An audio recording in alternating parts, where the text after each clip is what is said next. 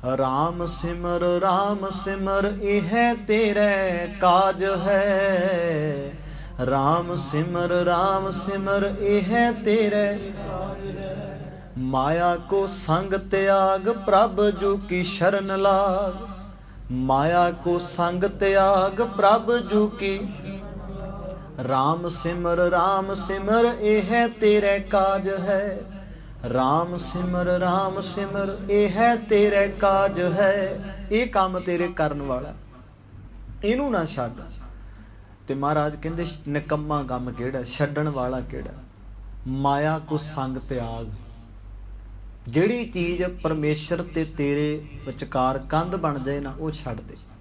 वो कोई भी हो सकदी, साडी मत भी हो सकदी, साडी ईगो भी हो सकती है, कोई भी औगण हो सकता जिहड़ा साडे ते परमेश्वर विचकार विथ पा रहा। माया को संग त्याग प्रभ जू की शरण लाग। तू प्रभु की शरण पै जा। ते महाराज सच्चे पातशाह कहंदे जिस संसार दे झूठे सुखां च फसिया होया ना, ये मिथ्या वा। ये सब कुछ वक्ती है, खत्म होने वाला। इन्हां चीज़ां विच कोई सਦੀवी मन नूं टका नहीं हैगा। जागत सुख मान मिथ्या, झूठो सब साज है। ये झूठ दा ही पसारा वा। ये वक्ती सुख आ जिहड़े ये जीवन नूं सਦੀवी सुख नहीं दे सकदे। महाराज सच्चे पातशाह अगे बख्शिश करदे आ, सुपने जो धन पछाण काहे पर करत मान। बारू की भीत जैसे बसदा को राज है। सुपने जो धन पछाण। संसार दियां वस्तुआं इन्ना क सुख दे सकदियां जिवें सुपने दी अमीरी सुख दिंदी है। जिन्ने क सुपने दे अंदर बंदे नूं सुख मिल रहा ना, सुपने दे अंदर वो कित्थे दी कित्थे पहुंच जांदा। सुपने दे अंदर किन्ना सुखी भी बन जांदा है, राजा भी बन जांदा है, महान भी बन जांदा है। चाहे सुपना साडे जीवन नूं लैके माड़ा आ रहा है, चाहे साडे जीवन नूं लैके चंगा आ रहा है, वो सुपना कदे सच नहीं हो सकता, वो झूठ ही है। उस सुपने विचों, उस सुपने दे आए ख्यालां विचों सुख दी उम्मीद लाउणी महाराज कहंदे झूठ आ। धन विचों ते माया विचों भी सुख लभना, सुपनियां चों सुख लभण वाली गल है। सुपनियां नूं सच बनाउण वाली गल आ, जिहड़ा कदे सच नहीं हुंदा। जिवें सुपने दे विचों आए हुए ख्यालां चों बंदा सुख लभदा ना, महाराज कहंदे तू दुनियावी चीज़ां चों भी इवें सुख लभदा। सुपने जो धन पछाण काहे पर करत मान। बारू की भीत, ये तां रेता दी कंध है जिहड़ी कदों भी डिग सकदी है। जैसे बसदा को राज है, तू सारी धरती दा राजा भी बन जाए तां भी तैनूं वो सुख नहीं मिलना जिहड़ा सुख गुरु तो मिलना।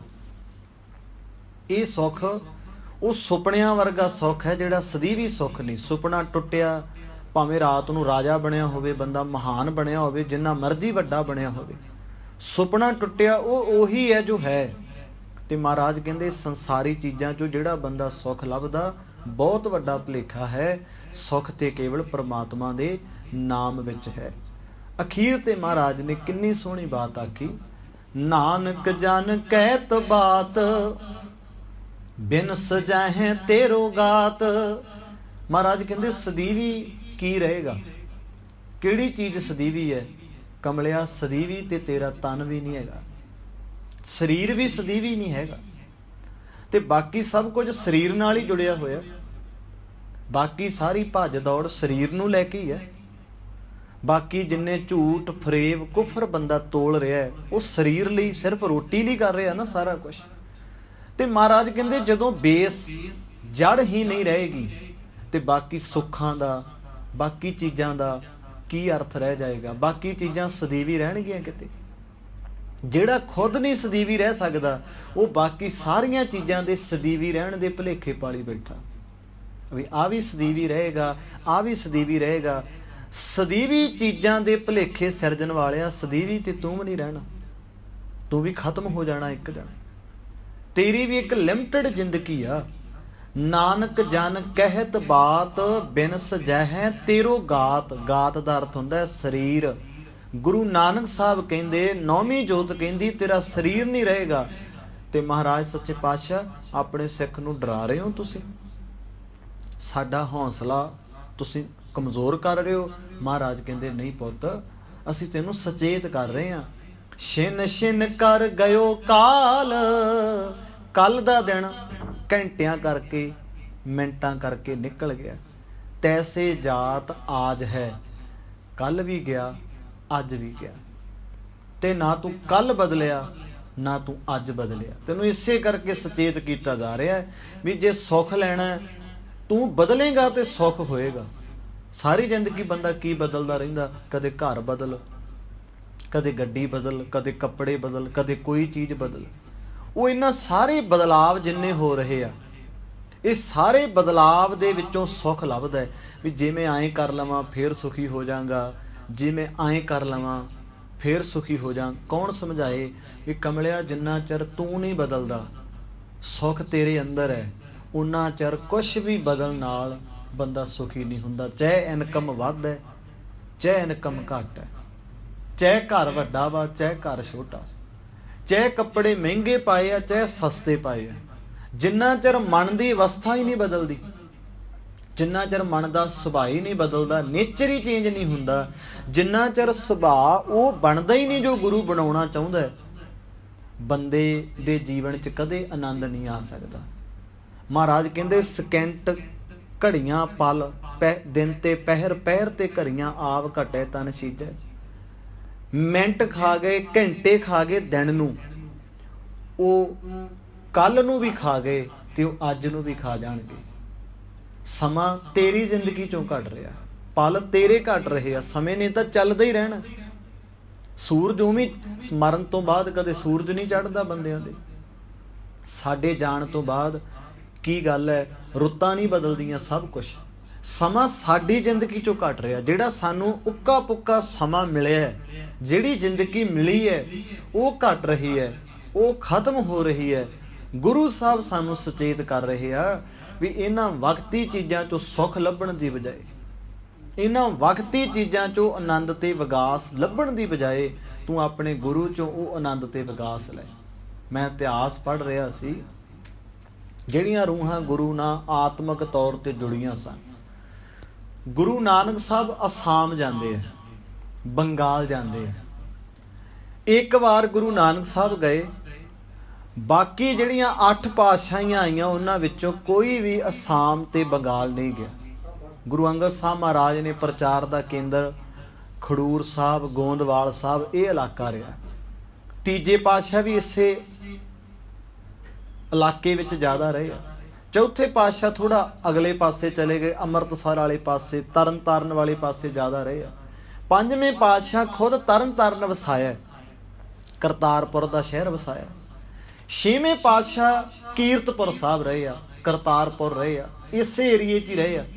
8ਵੇਂ ਪਾਤਸ਼ਾਹ ਉਹਨਾਂ ਦਾ ਬਹੁਤਾ ਸਮਾਂ ਦਿੱਲੀ ਬੀਤਿਆ, ਉੱਥੇ ਗੁਰਤਾ ਗੱਦੀ ਮਿਲਣ ਤੋਂ ਬਾਅਦ ਉੱਥੇ ਉਹਨਾਂ ਸੇਵਾ ਕੀਤੀ ਹੈ, ਉੱਥੇ ਜੋਤੀ ਜੋਤ ਸਮਾਏ ਹੈ।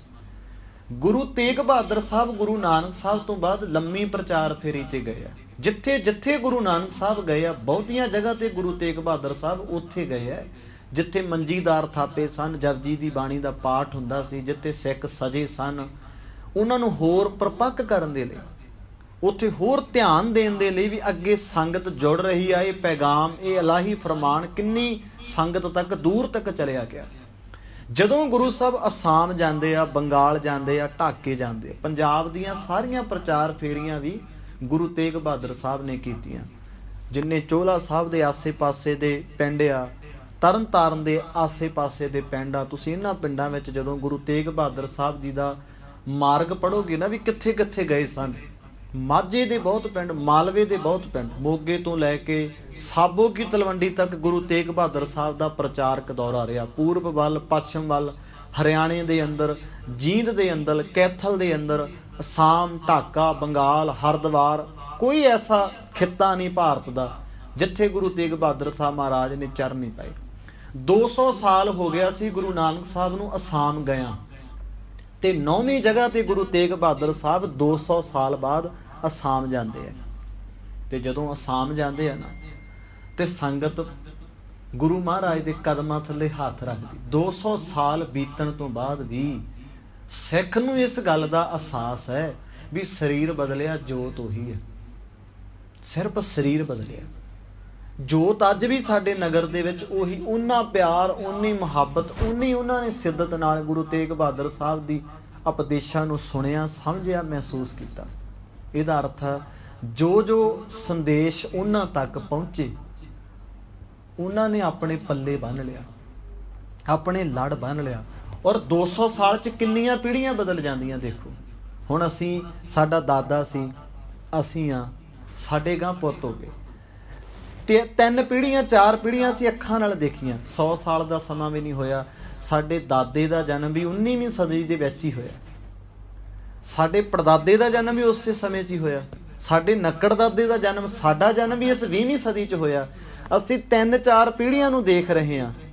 ਅਸੀਂ 100 ਸਾਲ ਦੇ ਵਿੱਚ 4-5 ਪੀੜ੍ਹੀਆਂ ਹੰਢਾਈਆਂ।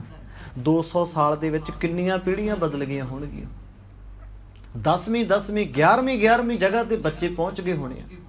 ਤਾਂ ਵੀ ਉਹਨਾਂ ਨੇ ਗੁਰੂ ਨਾਨਕ ਮਹਾਰਾਜ ਨੂੰ ਵਿਸਾਰਿਆ ਨਹੀਂ। ਤਾਂ ਵੀ ਉਹ ਜਪਜੀ ਸਾਹਿਬ ਨਾਲ ਇਲਾਹੀ ਗੁਰਬਾਣੀ, ਜਿੰਨਾ ਕੁ ਸੰਦੇਸ਼ ਉਹਨਾਂ ਤੱਕ ਪਹੁੰਚਿਆ। ਅੱਜ ਦੇਖੋ ਕਿੱਦਾਂ ਦਾ ਸਮਾਂ, ਜਾਣਕਾਰੀ ਇੰਨੀ ਆ ਵੀ ਬੰਦਾ ਪੱਜਲ ਹੋਇਆ ਪਿਆ ਵੀ ਕੀ ਛੱਡਾਂ ਤੇ ਕੀ ਕਮਾਵਾਂ। ਔਰ ਸਾਡਾ ਬਹੁਤਾ ਜ਼ੋਰ ਕਈ ਵਾਰ ਜਾਣਕਾਰੀ ਲੈਣ 'ਤੇ ਹੀ ਲੱਗ ਜਾਂਦਾ। ਉਹਨੂੰ ਸਮਝਣ ਵੱਲ, ਮੰਨਣ ਵਾਲੇ ਪਾਸੇ ਬੰਦਾ ਤੌਰ ਹੀ ਨਹੀਂ ਪਾਉਂਦਾ। ਆ ਸਿਹਤ ਨੂੰ ਲੈ ਕੇ ਹਰ ਬੰਦਾ ਵੈਦ ਬਣਿਆ ਫਿਰਦਾ। ਤੁਸੀਂ ਇਹ ਛੱਡ ਦਿਓ, ਇਹ ਖਾ ਲਓ, ਇਸ ਚੀਜ਼ ਨੂੰ ਹੱਥ ਨਹੀਂ ਲਾਉਣਾ। ਇੰਨੀ ਜਾਣਕਾਰੀ ਸਵੇਰ ਤੋਂ ਲੈ ਕੇ ਸ਼ਾਮ ਤੱਕ। ਦੇਖੋ ਜੀ, ਆਹ ਵੀਡੀਓ ਤੁਸੀਂ ਦੇਖੋ, ਇਹਦੇ ਨਾਲ ਤੁਸੀਂ 9/9 ਹੋ ਜਾਣਾ। ਆਹ ਨੁਕਤਾ ਕਰਕੇ ਦੇਖੋ, ਤੁਸੀਂ ਪਤਲੇ ਹੋ ਜਾਓਗੇ। ਆਹ ਨੁਕਤਾ ਕਰਕੇ ਦੇਖੋ, ਤੁਹਾਡਾ ਸਰੀਰ ਇਦਾਂ ਦਾ ਹੋ ਜਾਏਗਾ। ਇੰਨੀ ਜਾਣਕਾਰੀ ਇਕੱਠੀ ਕਰੀ ਜਾਂਦਾ ਚੱਤੋ ਪਹਿਰ ਬੰਦਾ, ਮੰਨਣ ਨੂੰ ਵਕਤ ਹੀ ਨਹੀਂ ਮਿਲਦਾ। ਇੰਨੀਆਂ ਖਬਰਾਂ ਸੁਣ ਲਈਆਂ, ਇੰਨਾ ਆਸੇ ਪਾਸੇ। ਧਰਮ ਦੀ ਦੁਨੀਆ 'ਚ ਵੀ ਇਵੇਂ ਹੀ ਹੈ। ਕਈ ਵਾਰ ਸਾਡੀ ਮਾਨਸਿਕ ਅਵਸਥਾ ਜਾਣਕਾਰੀ ਲੈਣ ਤੱਕ ਸੀਮਿਤ ਹੋ ਜਾਂਦੀ। ਉਹ ਕੰਨ ਰਸ ਬਣ ਜਾਂਦਾ ਹੈ, ਬੰਦਾ ਉਹਨੂੰ ਕਮਾਉਂਦਾ ਨਹੀਂ। ਉਹਨਾਂ ਸੁਣਿਆ ਘੱਟ ਤੇ ਕਮਾਇਆ ਜ਼ਿਆਦਾ। ਜੇ ਉਹਨਾਂ ਨੂੰ ਇਹ ਉਪਦੇਸ਼ ਮਿਲ ਗਿਆ, ਕਿਰਤ ਕਰੋ, ਨਾਮ ਜਪੋ, ਵੰਡ ਛਕੋ, ਉਹਨਾਂ ਨੇ ਉਸੇ ਚੀਜ਼ ਤੇ ਪਹਿਰਾ ਦੇ ਕੇ ਲਗਾਤਾਰ ਉਸ ਦਾਤ ਨੂੰ ਕਮਾਇਆ, ਮਹਿਸੂਸ ਕੀਤਾ, ਉਸੇ ਚੀਜ਼ ਨੂੰ ਹੰਢਾਇਆ ਉਹਨਾਂ ਨੇ। ਔਰ ਗੁਰੂ ਤੇਗ ਬਹਾਦਰ ਸਾਹਿਬ ਸੱਚੇ ਪਾਤਸ਼ਾਹ ਦੇ ਉਪਦੇਸ਼ਾਂ ਨੂੰ ਸੁਣਿਆ। ਔਰ ਗੁਰੂ ਪਾਤਸ਼ਾਹ ਦੀ ਬਾਣੀ ਉਹਨਾਂ ਦੇ ਹਿਰਦਿਆਂ 'ਤੇ ਵਸਦੀ ਰਹੀ। ਅੱਜ ਵੀ ਤੁਸੀਂ ਅਸਾਮ ਚਲੇ ਜਾਓ, ਬੰਗਾਲ ਚਲੇ ਜਾਓ, ਹਰਿਦੁਆਰ ਚਲੇ ਜਾਓ, ਢਾਕੇ ਚਲੇ ਜਾਓ, ਅੱਜ ਵੀ ਕਿੰਨੇ ਸਿੱਖ ਆ ਜਿਹੜੇ ਗੁਰੂ ਤੇਗ ਬਹਾਦਰ ਸਾਹਿਬ, ਗੁਰੂ ਗੋਬਿੰਦ ਸਿੰਘ ਮਹਾਰਾਜ ਦੀ ਸਿੱਖੀ ਨੂੰ ਕਮਾਉਂਦਿਆਂ ਹੋਇਆਂ ਆਪਣਾ ਜੀਵਨ ਜਿਉਂਦੇ ਆ। ਸੋ ਸੱਚੇ ਪਾਤਸ਼ਾਹ ਮਿਹਰ ਕਰਨ, ਸਾਨੂੰ ਸਮਝ ਆ ਜਾਏ। ਨਾਨਕ ਜਨ ਕਹਿਤ ਬਾਤ, ਬਿਨ ਸਜਹਿ ਤੇਰੇ ਗਾਤ, ਛਿਨ ਛਿਨ ਕਰ ਗਇਓ ਕਾਲ, ਤੈਸੇ ਜਾਤ ਆਦ ਹੈ। ਕੱਲ ਦਾ ਦਿਨ ਚਲਿਆ ਗਿਆ, ਅੱਜ ਦਾ ਵੀ ਚਲਿਆ ਜਾਏਗਾ, ਤੇ ਸਮਾਂ ਕਦੇ ਨਹੀਂ ਰੁਕਦਾ। ਸਮਾਂ ਤੁਰਿਆ ਹੀ ਜਾਂਦਾ ਹੈ। ਸਮੇਂ ਨੂੰ ਦੁਨੀਆ ਦੀ ਤਾਕਤ ਕੋਈ ਨਹੀਂ ਰੋਕ ਸਕਦੀ। ਤੇ ਮਹਾਰਾਜ ਸਾਨੂੰ ਸਮਝਾ ਰਹੇ ਆ ਵੀ ਜਿੰਨੀ ਛੇਤੀ ਆਪਣਾ ਹਿਰਦਾ ਰੌਸ਼ਨ ਕਰ ਸਕਦਾ, ਉਨੀ ਛੇਤੀ ਆਪਣੇ ਹਿਰਦੇ ਦੇ ਅੰਦਰ ਗਿਆਨ ਦਾ ਦੀਵਾ ਬਾਲ ਲਾ। ਜਿੰਨੇ ਮਿੰਟ, ਜਿੰਨੀਆਂ ਘੜੀਆਂ, ਜਿੰਨੇ ਪਲ ਗੁਰੂ ਦੀ ਗੋਦ ਵਿੱਚ ਤੈਥੋਂ ਗੁਜ਼ਾਰ ਹੁੰਦੇ ਆ, ਉਨੇ ਗੁਜ਼ਾਰਨ ਦੀ ਕੋਸ਼ਿਸ਼ ਕਰਿਆ ਕਰ। ਗੁਰੂ ਦਾ ਉਪਦੇਸ਼ ਬੜਾ ਅਮੋਲਕ ਹੈ। ਗੁਰੂ ਦਾ ਉਪਦੇਸ਼ ਬੜਾ ਪਿਆਰਾ, ਬੜਾ ਗਹਿਰਾ ਵਾ। ਬੰਦਾ ਜਿੰਨਾ ਵੀ ਲੈ ਸਕਦਾ, ਜਿੰਨਾ ਵੀ ਸਮਝ ਸਕਦਾ ਹੈ, ਉਹਨਾਂ ਉਸ ਉਪਦੇਸ਼ ਨੂੰ ਗ੍ਰਹਿਣ ਕਰਨ ਦੀ ਤੇ ਸੁਣਨ ਦੀ ਕੋਸ਼ਿਸ਼ ਕਰੇ। ਉਹਨਾਂ ਗੁਰੂ ਸਾਹਿਬ ਦੇ ਨੇੜੇ ਬਹਿਣ ਦੀ ਕੋਸ਼ਿਸ਼ ਕਰੇ। ਨਹੀਂ ਤੇ ਇਹ ਤਖੱਲਸ ਜੇ ਬਣ ਗਏ ਬੰਦਿਆਂ ਦੇ। ਗੁਰੂ ਮਹਾਨ ਆ, ਗੁਰੂ ਵੱਡਾ ਵਾ, ਗੁਰੂ ਪਾਤਸ਼ਾਹ ਵਰਗਾ ਕੋਈ ਨਹੀਂ ਹੈਗਾ। ਜੇ ਮਹਾਨ ਆ ਤੇ ਬੰਦਾ ਗੁਰੂ ਦੇ ਲਾਗੇ ਕਿਉਂ ਨਹੀਂ ਆਉਂਦਾ? ਜੇ ਗੁਰੂ ਵਰਗਾ ਕੋਈ ਨਹੀਂ ਹੈਗਾ ਤੇ ਫਿਰ ਸਮੇਂ ਦਾ ਦਸਵੰਧ ਬੰਦਾ ਕਿਉਂ ਨਹੀਂ ਕੱਢਦਾ? ਜੇ ਗੁਰੂ ਦੀ ਇੱਕ ਇੱਕ ਗੱਲ ਕੀਮਤੀ ਹੈ, ਫਿਰ ਉਹ ਕੰਨ ਨਾਲ ਸੁਣੀ ਕਿਉਂ ਨਹੀਂ ਜਾਂਦੀ? ਉੱਥੋਂ ਹੀ ਪਤਾ ਲੱਗਦਾ ਨਾ ਮਾਨਸਿਕਤਾ ਦਾ। ਇੱਥੋਂ ਪਤਾ ਲੱਗਦਾ ਵੀ ਚਤਰਾਈ ਨਾ ਚਤਰ ਪੁੱਜ ਪਾਈਏ। ਚਲਾਕੀਆਂ ਨਾਲ ਤੁਸੀਂ ਸੰਸਾਰ ਨੂੰ, ਨੇੜਲੇ ਬੰਦਿਆਂ ਨੂੰ ਭਰਮਾ ਸਕਦੇ ਆ, ਪਰ ਗੁਰੂ ਨੂੰ ਅਸੀਂ ਚਲਾਕੀ ਨਾਲ ਨਹੀਂ ਜਿੱਤ ਸਕਦੇ। ਬੰਦੇ ਨੂੰ ਸਵੀਕਾਰ ਕਰਨਾ ਚਾਹੀਦਾ ਵੀ ਇਹ ਮੇਰੀ ਚਲਾਕੀ ਹੈ, ਇੱਥੇ ਮੈਂ ਚਲਾਕੀ ਵਰਤ ਰਿਹਾ। ਜੇ ਵਾਕਈ ਮੇਰੀਆਂ ਨਜ਼ਰਾਂ 'ਚ ਗੁਰੂ ਮਹਾਨ ਆ, ਗੁਰੂ ਵੱਡਾ ਵਾ, ਗੁਰੂ ਉੱਚਾ ਵਾ, ਸਤਿਗੁਰੂ ਪਾਤਸ਼ਾਹ ਵਰਗਾ ਕੋਈ ਨਹੀਂ ਹੈਗਾ, ਮੈਂ ਕੁਛ ਮਿੰਟ ਤੇ ਉਹਦੀ ਗੋਦ 'ਚ ਜਾਵਾਂ, ਕੋ 5-10 ਮਿੰਟ ਤੇ ਇਕਾਗਰ ਹੋ ਕੇ ਉਹਦੇ ਚਰਨਾਂ 'ਚ ਅਰਦਾਸ ਕਰਾਂ। ਤੇਰੇ 2 ਸ਼ਬਦ, ਤੇਰੇ 1 ਸ਼ਬਦ ਦੀ ਵਿਚਾਰ ਅੱਜ ਸੁਣਾਂਗਾ, ਕੱਲ ਸੁਣਾਂਗਾ। ਹੌਲੀ ਹੌਲੀ ਸੁਣਦਿਆਂ ਸਮਝਦਿਆਂ ਕੀ ਪਤਾ ਮੇਰਾ ਮਨ ਬੁਰਾਈ ਵਾਲੇ ਪਾਸਿਓਂ, ਕੀ ਪਤਾ ਮੇਰਾ ਮਨ ਕੁਕਰਮਾਂ ਵਾਲੇ ਪਾਸਿਓਂ ਮੁੜ ਜਾਏ, ਕੀ ਪਤਾ ਮੈਂ ਵਿਖਿਆ ਖਾਣੀ ਛੱਡ ਕੇ ਅੰਮ੍ਰਿਤ ਦੀ ਦਾਤ ਉਹਦੇ ਘਰ ਚੋਂ ਪ੍ਰਾਪਤ ਕਰ ਲਵਾਂ। ਅੱਜ ਮਨ ਦੀ ਅਵਸਥਾ ਬੁਰੀ ਹੈ, ਹੋ ਸਕਦਾ ਕੱਲ ਨੂੰ ਚੰਗੀ ਬਣ ਜਾਏ। ਅੱਜ ਮਨ ਦੁਖੀ ਹੈ, ਹੋ ਸਕਦਾ ਉਹਨੂੰ ਸੁਣਦਿਆਂ ਕੱਲ ਨੂੰ ਸੁਖੀ ਹੋ ਜਾਏ। ਅੱਜ ਮਨ ਵਿਕਾਰੀ ਹੈ, ਹੋ ਸਕਦਾ ਉਹਦੀ ਗੋਦ 'ਚ ਬਹਿੰਦਿਆਂ ਉਹਨੂੰ ਜਪਦਿਆਂ ਉਹਦੇ ਦਰ ਤੇ ਸੇਵਾ ਕਰਦਿਆਂ ਹੌਲੀ ਹੌਲੀ ਮਨ ਉਹਦੇ ਅੰਮ੍ਰਿਤਮਈ ਭੰਡਾਰ ਦਾ ਪਾਤਰ ਬਣ ਜਾਏ। ਉਦਮ ਕਰੇਂਦਿਆਂ ਜਿਉਂ ਤੋਂ ਕਮਾਉਂਦਿਆਂ ਸੁਖ ਪਹੁੰਚ, ਧਿਆਏਂਦਿਆਂ ਤੋਂ ਪ੍ਰਭੂ ਮਿਲ ਨਾਨਕ ਉਤਰੀ ਚਿੰਤ। ਜੇ ਬੰਦਾ ਕੋਸ਼ਿਸ਼ ਕਰੇ ਤੇ ਸਤਿਗੁਰੂ ਸੱਚੇ ਪਾਤਸ਼ਾਹ ਜੀ ਕਹਿੰਦੇ ਜੀਵਨ ਵਿੱਚ ਦੁੱਖਾਂ ਨੂੰ ਵੀ ਸੁੱਖਾਂ 'ਚ ਤਬਦੀਲ ਕੀਤਾ ਜਾ ਸਕਦਾ। ਗੁਰੂ ਤੇਗ ਬਹਾਦਰ ਸਾਹਿਬ ਦਾ ਵਾਕ ਆਪਾਂ ਕੱਲ ਵਿਚਾਰਿਆ ਨਾ, ਜੋ ਨਰ ਦੁੱਖ ਮੈਂ ਦੁੱਖ ਨਹੀਂ ਮਾਨੇ, ਸੁਖ ਸੁਨੇਹ ਅਰ ਭੈ ਨਹੀਂ ਜਾਕੇ ਕੰਚਨ ਮਾਟੀ ਮਾਨੇ। ਬੰਦੇ ਨੂੰ ਦੁੱਖ ਵੀ ਦੁੱਖ ਨਹੀਂ ਲੱਗਦੇ ਜੇ ਗੁਰੂ ਪਾਤਸ਼ਾਹ ਨਾਲ ਜੁੜਿਆ। ਤੇ ਜੇ ਅਸੀਂ ਟੁੱਟੇ ਹੋਏ ਆ ਫਿਰ ਸੁੱਖ ਵੀ ਮਨ ਦੁੱਖਾਂ 'ਚ ਤਬਦੀਲ ਕਰ ਲੈਂਦਾ। ਮਨ ਦੀ ਅਵਸਥਾ ਹੈ। ਬਹੁਤ ਬੰਦੇ ਜ਼ਿੰਦਗੀ 'ਚ ਦੇਖੀ ਦੇ ਸਭ ਕੁਝ ਹੈਗਾ, ਸੁਖੀ ਹੈ, ਘਰ ਆ, ਪਰਿਵਾਰ ਆ, ਉਹਨਾਂ ਲਈ ਸੁੱਖ ਵੀ ਦੁੱਖ ਹੈ, ਫਿਰ ਵੀ ਪਰੇਸ਼ਾਨ ਹੈ। ਇਹ ਕਹਿ ਲਓ ਵੀ ਜਦੋਂ ਮਨ ਦੀ ਅਵਸਥਾ ਦੁਖੀ ਹੋਣ ਦੀ ਬਣ ਜਾਂਦੀ ਹੈ ਨਾ, ਤੇ ਬੰਦਾ ਦੁਖੀ ਹੋਣ ਦੇ ਚੱਤੋ ਪਹਿਰ ਬਹਾਨੇ ਲੱਭਦਾ। ਮੈਂ ਉੱਥੋਂ ਦੁਖੀ ਹੋ ਜਾ, ਮੈਂ ਉੱਥੋਂ ਦੁਖੀ ਹੋ ਜਾ। ਜਿਨ੍ਹਾਂ ਦਾ ਮਕਸਦ ਹੀ ਹੈ ਵੀ ਆਪਾਂ ਈਰਖਾ ਦੀ ਅੱਗ 'ਚ ਸੜਨਾ, ਪਰੇਸ਼ਾਨ ਹੋਣਾ, ਉਹ ਸਾਰਾ ਦਿਨ ਪਰੇਸ਼ਾਨ ਹੋਣ ਦੇ ਰਾਹ ਲੱਭੀ ਜਾਣਗੇ। ਕਿਸੇ ਦਾ ਫੋਨ ਆ ਗਿਆ ਤਾਂ ਪਰੇਸ਼ਾਨ, ਕਿਸੇ ਪਰਿਵਾਰ 'ਚ ਨਿੱਕੀ ਮੋਟੀ ਗੱਲ ਹੋ ਗਈ ਤਾਂ ਪਰੇਸ਼ਾਨ, ਜੇ 4 ਪੈਸੇ ਘੱਟ ਬਣ ਗਏ ਤਾਂ ਪਰੇਸ਼ਾਨ। ਇਹ ਕਹਿ ਲਓ ਵੀ ਬੰਦਾ 24 ਘੰਟਿਆਂ ਵਿੱਚ 24,000 ਰਾਹ ਲੱਭਦਾ ਪਰੇਸ਼ਾਨ ਹੋਣ ਦੇ। ਜੇ ਨਾ ਵੀ ਹੋਣਗੇ ਉਹ ਤਾਂ ਵੀ ਰਾਹ ਲੱਭੇਗਾ। ਤੇ ਜੇ ਗੁਰੂ ਪਾਤਸ਼ਾਹ ਨਾਲ ਜੁੜੇ ਆ ਤੇ ਮਹਾਰਾਜ ਕਹਿੰਦੇ ਦੁੱਖਾਂ ਵਿੱਚੋਂ ਵੀ ਮਨ ਸੁੱਖ ਦਾ ਰਾਹ ਲੱਭਦਾ। ਮਨ 'ਚ ਇੰਨੀ ਪਾਵਰ ਹੈ, ਮਨ ਇੰਨਾ ਸਟਰੋਂਗ ਹੈ। ਜੇ ਗੁਰੂ ਦਾ ਹੱਥ ਹੈ ਸਿਰ ਤੇ, ਮਨ ਦੁੱਖਾਂ 'ਚੋਂ ਵੀ ਸੁੱਖ ਲੱਭੇਗਾ। ਤੁਸੀਂ ਦੇਖੋ ਇਤਿਹਾਸ ਦੇਖੋ ਸਾਡਾ, ਤੁਸੀਂ ਸਾਡਾ ਵਿਰਸਾ ਵੇਖੋ, ਹੈਰਾਨ ਹੋਵੋਗੇ।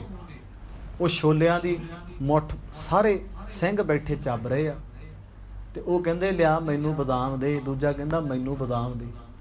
ਜਿਹੜਾ ਦੁਸ਼ਮਣਾ ਵਿਰੋਧੀ ਆ ਉਹ ਝਾੜੀਆਂ ਵਿੱਚ ਦੀ ਸਿੱਖਾਂ ਨੂੰ ਦੇਖਦਾ, ਜਿਹੜੇ ਸੂਈਏ ਆ ਉਹ ਕਹਿੰਦਾ ਆਪਾਂ ਇਹਨਾਂ ਨਾਲ ਕਿੱਥੋਂ ਲੜ ਲਾਂਗੇ, ਤਾਂ ਬਦਾਮ ਖਾਂਦੇ ਆ, ਇਹ ਤਾਂ ਬੜੇ ਤਾਕਤਵਰ ਹੈ। ਇੰਨੀ ਵਧੀਆ ਖੁਰਾਕ ਖਾਣ ਵਾਲਿਆਂ ਨਾਲ ਅਸੀਂ ਅੱਗੇ ਰੁਕ ਨਹੀਂ ਸਕਦੇ। ਉਹਨਾਂ ਨੇ ਛੋਲਿਆਂ ਨੂੰ ਬਦਾਮ ਬਣਾ ਲਿਆ, ਪਾਟੇ ਭੂਰਿਆਂ ਨੂੰ ਉਹਨਾਂ ਨੇ ਵਧੀਆ ਰੇਸ਼ਮੀ ਕਰਕੇ ਪ੍ਰਵਾਨ ਕੀਤਾ ਤੇ ਜੰਗਲਾਂ ਨੂੰ ਉਹਨਾਂ ਨੇ ਘਰ ਬਣਾ ਲਿਆ। ਵੇਖੋ ਅੱਤ ਦਾ ਦੁੱਖ ਹੈ, ਅੱਤ ਦੀ ਤਕਲੀਫ ਹੈ ਉਹਨਾਂ ਦੀ ਜ਼ਿੰਦਗੀ 'ਚ। ਉਹਨਾਂ ਨੇ ਉਸ ਤਕਲੀਫ ਨੂੰ, ਉਸ ਦੁੱਖ ਨੂੰ ਕਨਵਰਟ ਕਰ ਲਿਆ ਸੁੱਖ ਵਿੱਚ। ਮਨ ਨੇ ਕਬੂਲ ਕਰ ਲਿਆ ਵੀ ਇਹੀ ਸੁੱਖ ਹੈ ਸਾਡੇ ਲਈ, ਇਹੀ ਸਾਡੇ ਲਈ ਬਹੁਤ ਵੱਡੀ ਗੱਲ ਹੈ।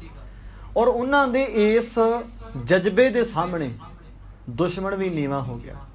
ਉਹਨਾਂ ਨੇ ਆਖਿਆ ਸਾਡੇ ਜਥੇ ਦੇ ਅੰਦਰ ਕੋਈ ਅੰਨਾ ਰਲ ਗਿਆ। ਉਹ ਕਹਿੰਦੇ ਨਹੀਂ, ਇਹ ਤਾਂ ਸਜਾਖਾ ਵਾ। ਉਹਨਾਂ ਕਿਸੇ ਅਭੰਗ ਬੰਦੇ ਨੂੰ, ਕਿਸੇ ਲੂਲੇ ਲੰਗੜੇ ਬੰਦੇ ਨੂੰ ਲੂਲਾ ਲੰਗੜਾ ਨਹੀਂ ਸੀ ਆਖਿਆ। ਉਹ ਕਹਿੰਦੇ ਇਹ ਤਾਂ ਸੂਰਮਾ ਵਾ।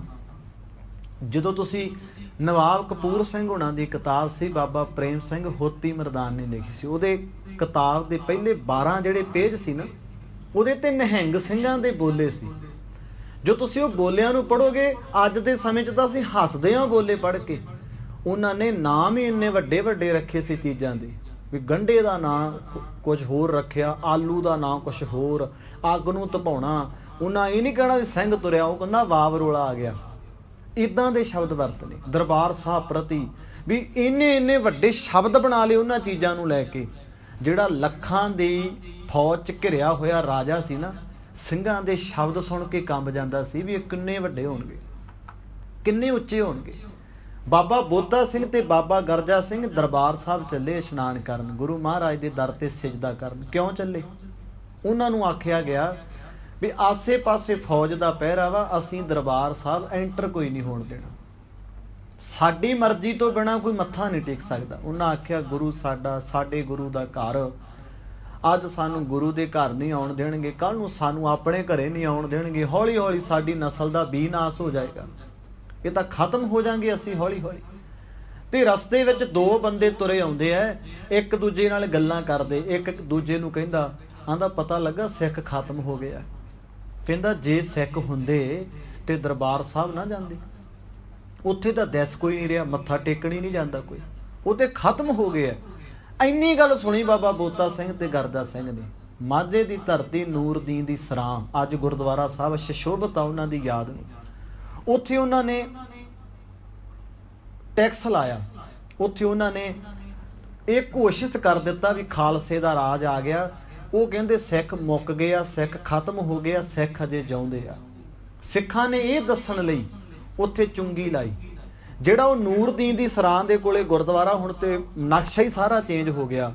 ਪਹਿਲਾਂ ਤੁਹਾਨੂੰ ਪੁਰਾਣੀਆਂ ਥੰਮੀਆਂ ਵੀ ਦਿਸਦੀਆਂ ਸਨ। ਇਹ ਲਾਹੌਰ ਨੂੰ ਜਾਂਦਾ ਸ਼ਾਹੀ ਮੇਨ ਰਾਹ ਸੀ ਉਹ। ਅੱਜ ਵੀ ਤੁਸੀਂ ਹੌਲੀ ਹੌਲੀ ਖੋਜ ਕੀਤੀ ਇਤਿਹਾਸਕਾਰਾਂ ਨੇ, ਬਹੁਤ ਵੱਡੇ ਵੱਡੇ ਪੁਰਾਣੇ ਸੜਕਾਂ ਦੇ ਆਸੇ-ਪਾਸੇ ਖੜੇ ਉਹ ਥੰਮੀਆਂ ਦਿਸਦੀਆਂ ਸਨ, ਜਿੱਥੋਂ ਸੰਕੇਤ ਮਿਲਦੇ ਸਨ ਵੀ ਇੱਥੇ ਪਹਿਲਾਂ ਰਸਤਾ ਸੀ, ਸ਼ਾਹੀ ਰਸਤਾ ਸੀ ਲਾਹੌਰ ਨੂੰ ਜਾਂਦਾ, ਸਟੇਟ ਨੂੰ ਜਾਂਦਾ, ਉੱਥੋਂ ਦੀ ਰਾਜਧਾਨੀ ਨੂੰ ਜਾਂਦਾ। ਮੇਨ ਰਾਹ ਸੀ ਜਿਹੜਾ ਮਾਝੇ ਵਿੱਚ ਦੀ ਲੰਘਦਾ ਸੀ। ਉਹ ਹੌਲੀ ਹੌਲੀ ਜਿਵੇਂ ਜਿਵੇਂ ਜ਼ਮੀਨਾਂ ਵਹਿਕ ਹੋਈਆਂ, ਪਿੰਡ ਆਬਾਦ ਹੋਏ, ਉਹ ਸਭ ਕੁਝ ਖੇਰੂ ਖੇਰੂ ਹੋ ਗਿਆ, ਉਹ ਸਭ ਕੁਝ ਇੱਧਰ ਉੱਧਰ ਚਲਿਆ ਗਿਆ। ਉਹਨਾਂ ਨੇ ਉਸ ਮੇਨ ਸੜਕ ਤੇ ਉਸੇ ਵੇਲੇ ਚੁੰਗੀ ਲਾਈ ਤੇ ਉਹਨਾਂ ਚਿੱਠੀ ਲਿਖੀ। ਚਿੱਠੀ ਲਿਖੇ ਸਿੰਘ ਬੋਤਾ, ਹੱਥ ਹੈ ਸੋਟਾ ਵਿੱਚ ਰਾਹ ਖਲੋਤਾ। ਤੇ ਚਿੱਠੀ ਫੜਾਉਣ ਵਾਲੇ ਨੂੰ ਆਖਿਆ, ਆਖੀ ਭਾਬੋ ਖਾਨੋ ਨੂੰ, ਇਉਂ ਆਖਿਆ ਸਿੰਘ ਬੋਤਾ। ਉਹਨਾਂ ਮਜ਼ਾਕ ਵਿੱਚ ਜ਼ਕਰੀਆ ਖਾਨ ਨੂੰ ਲਫ਼ਜ਼ ਭਾਬੀ ਵਰਤਿਆ। ਕਹਿਣ ਲੱਗਿਆ ਜ਼ਕਰੀਆ ਖਾਨ ਭਾਬੋ ਨੂੰ ਜਾ ਕੇ ਕਹੀਂ ਵੀ ਸਿੱਖ ਮੁੱਕੇ ਨਹੀਂ, ਜੇ ਤੈਨੂੰ ਲੱਗਦਾ ਮੁੱਕ ਗਏ ਨੂਰਦੀਨ ਦੀ ਸਰਾਂ ਦੇ ਕੋਲੇ ਆ ਜਾਈਂ, ਚਾਹੇ ਉੱਥੋਂ ਦੀ ਖੋਤਾ ਲੰਘੇ ਚਾਹੇ ਲੰਘੇ ਘੋੜਾ, ਖਾਲਸੇ ਦਾ ਰਾਜ ਆ ਗਿਆ, ਅਸੀਂ ਚੁੰਗੀ ਅਗਰਾਏ ਬਿਨਾ ਇੱਥੋਂ ਦੀ ਲੰਘਣ ਨਹੀਂ ਦੇਣਾ। ਉਹਨਾਂ ਨੇ ਇਹ ਦੱਸਣ ਲਈ ਵੀ ਸਿੱਖ ਜਿਉਂਦੇ ਆ, ਸਿੱਖ ਤੇ ਕੋਈ ਰਾਜ ਨਹੀਂ ਕਰ ਸਕਦਾ। ਅੱਜ ਵੀ ਖਾਲਸੇ ਦਾ ਰਾਜ ਹੈ, ਉਹਨੂੰ ਕੋਈ ਗੁਲਾਮ ਨਹੀਂ ਕਰ ਸਕਦਾ। ਉਹਦੇ ਧਾਰਮਿਕ ਸਥਾਨਾਂ ਤੇ ਮੱਥਾ ਟੇਕਣ ਦੀ ਕੋਈ ਉਹਨੂੰ ਪਾਬੰਦੀ ਨਹੀਂ ਲਾ ਸਕਦਾ। ਇਹ ਗੱਲ ਸੁਣ ਕੇ ਫੌਜ ਆਉਂਦੀ ਹੈ, 15-18 ਸਿੰਘ ਇੱਕੋ ਵੇਲੇ ਦੋ ਸਿੰਘਾਂ ਨਾਲ ਲੜਨ ਨੂੰ ਭੇਜੇ ਜਾਂਦੇ। ਪਿੱਠਾਂ ਜੋੜ ਕੇ ਸੋਟਿਆਂ ਨਾਲ ਲੜੇ, ਦੂਆਂ ਨੂੰ ਖਤਮ ਕੀਤਾ, ਚਾਰਾਂ ਨੂੰ 10-12 ਸਰੀਰ ਖਤਮ ਕਰਨ ਤੋਂ ਬਾਅਦ ਫਿਰ ਕਿਤੇ ਬਾਬਾ ਬੋਤਾ ਸਿੰਘ ਤੇ ਬਾਬਾ ਗਰਜਾ ਸਿੰਘ ਦੀ ਨੂਰਦੀਨ ਦੀ ਸਰਾਂ ਦੇ ਕੋਲੇ ਸ਼ਹਾਦਤ ਹੋਈ ਹੈ। ਅਸੀਂ ਉਹਨਾਂ ਬਜ਼ੁਰਗਾਂ ਦੇ ਵਾਰਸ ਹਾਂ ਜਿਨ੍ਹਾਂ ਨੇ ਤਕਲੀਫ ਸਮੇਂ ਨੂੰ ਵੀ ਸੁੱਖ ਦਾ ਸਮਾਂ ਬਣਾ ਲਿਆ, ਜਿਨ੍ਹਾਂ ਨੇ ਭਿਆਨਕ ਸਮੇਂ ਨੂੰ ਵੀ ਚੜ੍ਹਦੀ ਕਲਾ ਵਿੱਚ ਤਬਦੀਲ ਕਰ ਲਿਆ। ਤੇ ਅੱਜ ਸਾਡੇ ਕੋਲੇ ਸਭ ਕੁਝ ਹੈ, ਮਹਿੰਗੀਆਂ ਗੱਡੀਆਂ, ਕਾਰਾਂ, ਜ਼ਮੀਨਾਂ, ਜਾਇਦਾਦਾਂ, ਬੰਦਾ ਫਿਰ ਵੀ ਸਟ੍ਰੈਸ 'ਚ ਹੈ। ਬੰਦੇ ਨੇ ਸਾਰੇ ਸੌਖੀ ਦੁੱਖ ਬਣਾਏ ਪਏ ਆ। ਤੇ ਇਹਦਾ ਜਵਾਬ ਮਿਲੇਗਾ ਤੁਹਾਨੂੰ ਗੁਰੂ ਅਰਜਨ ਸਾਹਿਬ ਤੋਂ। ਪਰਮੇਸ਼ਰ ਤੋਂ ਭੁੱਲਿਆ ਵਿਆਪਣ ਸਭੇ ਰੋਗ। ਗੁਰੂ ਨੂੰ ਪਿੱਠ ਦੇ ਕੇ ਬੰਦਾ ਰੋਗੀ ਹੋ ਜਾਂਦਾ, ਭਾਵੇਂ ਉਹਦੇ ਕੋਲੇ ਕੁਛ ਵੀ ਹੋਵੇ। ਗੁਰੂ ਮਹਾਰਾਜ ਮਿਹਰ ਕਰਨ, ਸਾਨੂੰ ਸੋਝੀ ਆਏ, ਸਮਝ ਆਏ, ਅਸੀਂ ਗੁਰੂ ਦੀ ਬਾਣੀ ਦਾ ਆਸਰਾ ਲੈਂਦਿਆਂ ਹੋਇਆਂ ਸੋਹਣੀ ਜ਼ਿੰਦਗੀ ਜੀ ਕੇ ਜਾਈਏ। ਮਨ ਸਾਡਾ ਆਨੰਦ ਤੇ ਵਿਕਾਸ ਵਿੱਚ ਜਾਏਗਾ ਗੁਰੂ ਦਾ ਓਟ ਆਸਰਾ ਲੈਂਦਿਆਂ। ਤੁਹਾਡਾ ਸਾਰਿਆਂ ਦਾ ਭਾਈ ਬਹੁਤ ਧੰਨਵਾਦ। ਸ਼ੁਕਰਾਨਾ ਮਾਲਕ ਧੰਨ ਗੁਰੂ ਗ੍ਰੰਥ ਸਾਹਿਬ ਜੀ ਦਾ, ਜਿਨ੍ਹਾਂ ਦੀ ਗੋਦ ਵਿੱਚ ਬੈਠ ਕੇ ਆਪਾਂ ਗੁਰਬਾਣੀ ਦੀ ਵਿਚਾਰ ਦਾ ਨਿੱਘ ਬਾਣਿਆ। ਮਾਲਕ ਸਮੁੱਚੀ ਸੰਗਤ ਤੇ ਮਿਹਰ ਭਰਿਆ ਹੱਥ ਰੱਖੇ, ਆਪਣੇ ਚਰਨਾਂ ਨਾਲ ਜੋੜੀ ਰੱਖੇ। ਵਿਚਾਰਾਂ ਕਰਦਿਆਂ ਇੱਕ ਨਹੀਂ ਬਹੁਤ ਭੁੱਲਾਂ ਹੋ ਜਾਂਦੀਆਂ, ਅਣਜਾਣ ਸਮਝ ਕੇ ਮਾਫ ਕਰਨਾ। ਅੰਤ ਵਿੱਚ ਬੜੇ ਅਦਬ ਨਾਲ ਗੱਜ ਕੇ ਆਖਿਓ ਜੀ, ਵਾਹਿਗੁਰੂ ਜੀ ਕਾ ਖਾਲਸਾ, ਵਾਹਿਗੁਰੂ ਜੀ ਕੀ ਫਤਿਹ।